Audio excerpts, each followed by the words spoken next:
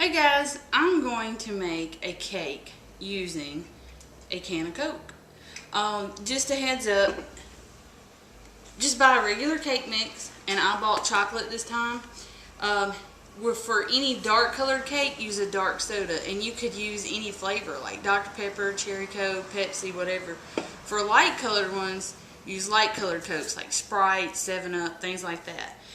So we're going to do a chocolate one today, and you follow the directions on the box as far as your temperature goes. Like I'm using a 13 by 9 glass pan, so I set it to the directions it said on the box. Now what you do is you dump your cake mix in there and you totally omit all these directions. You do not use water, you do not use oil, you do not use eggs. You don't use any of that. You're just using a can of Coke. It doesn't matter if it's cold or hot.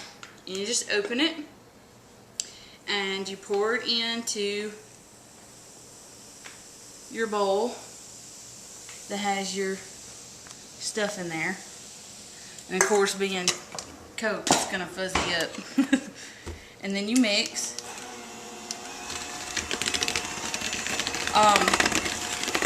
What this does is it makes it really moist.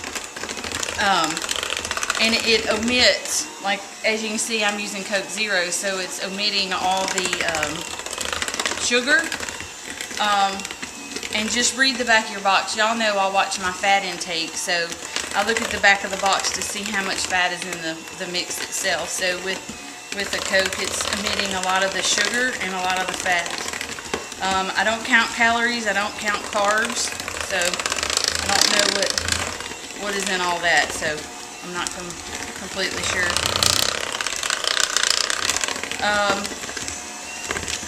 So you get this mixed up, and see, it's just like regular cake mix once it gets mixed up. And I'm going to get this mixed up and then we'll come back. Alright, we got it all mixed up. See, looks just like regular cake, but all you used was a Coke. Just a Coke. And then you put it in your cake pan. Like I said, I'm using a 13 by 9, and I sprayed some of the stuff on it so it won't stick.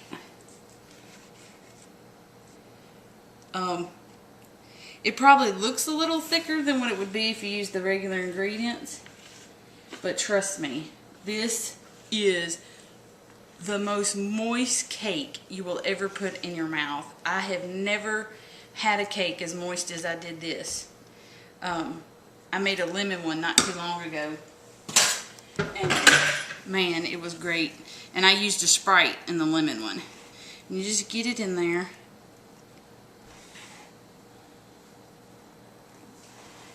I'll spread it out evenly like you would for a cake.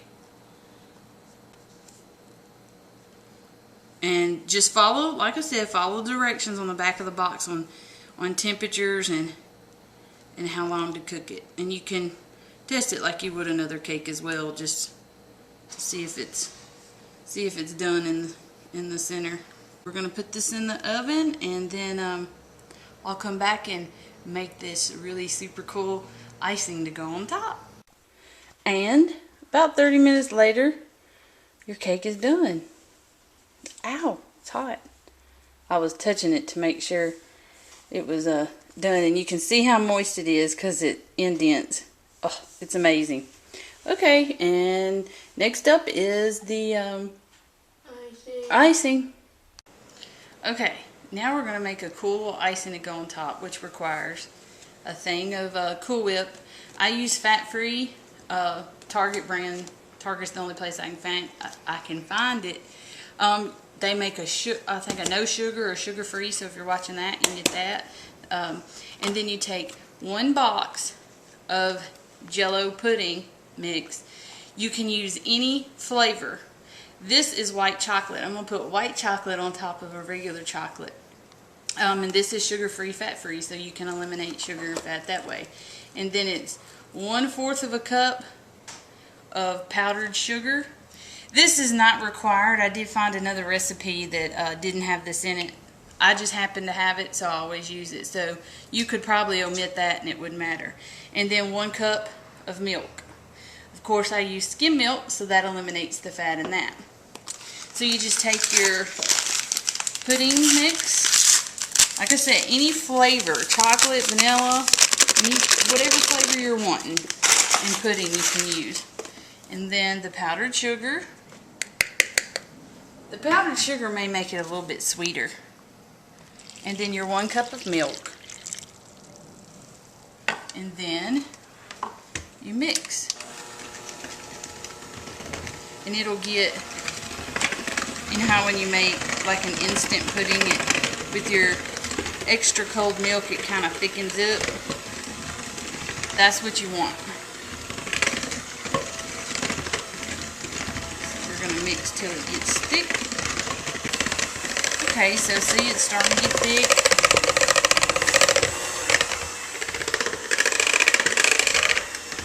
Just get it mixed up real good. I think I'm probably just about going to stop. Okay.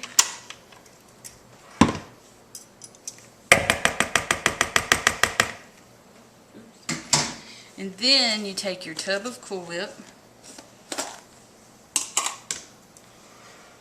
and you scoop the whole thing in there. It's best if it's thawed. Mine has a little bit of frozen pieces left in it, so it shouldn't be too bad. And then you just mix or fold. A real cook or pastry chef or whatever would say fold, so it doesn't lose its thickness. And then you can have any flavor you want. Vanilla, chocolate. Like I said, this one I'm making is white chocolate. You can make caramel, whatever flavor pudding mix you can find that you would think would be good. And it has to be pudding mix, not Jell-O. Okay, and then what I'm going to do is I'm going to put this in the refrigerator so it'll stay cold. And then once my cake is completely cooled off, I'll then put it on there. So that's, yeah, it's going to be yummy. Yummy, yummy, yummy to the tummy. Alright, we're putting the Cool Whip icing on top, because I'm sure Daddy wants a piece. He loved the lemon one. I put it all on there. You know, you could probably do a layer cake, and there's enough of this Cool Whip icing to, you know, do like a layered cake. You know, some in the center and all over the cake. This stuff right here is so yummy. And that's right up my alley because it has no fat in it whatsoever, just icing. So it's real good and thick. And very little sugar in it too, so people like Daddy can indulge on it and not go into diabetic shock.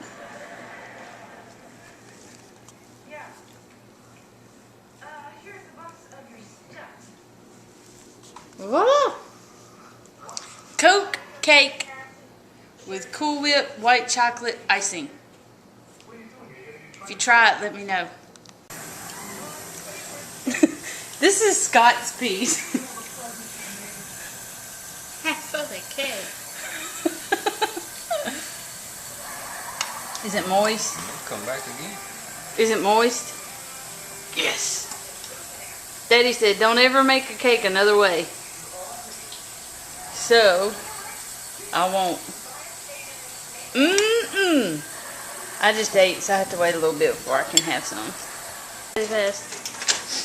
I forgot to tell y'all, because that cake has a Cool Whip icing, and this may be common knowledge, but you have to store the cake in the refrigerator, and I would store it covered so that the Cool Whip icing doesn't get all dried or whatever, but keep it refrigerated.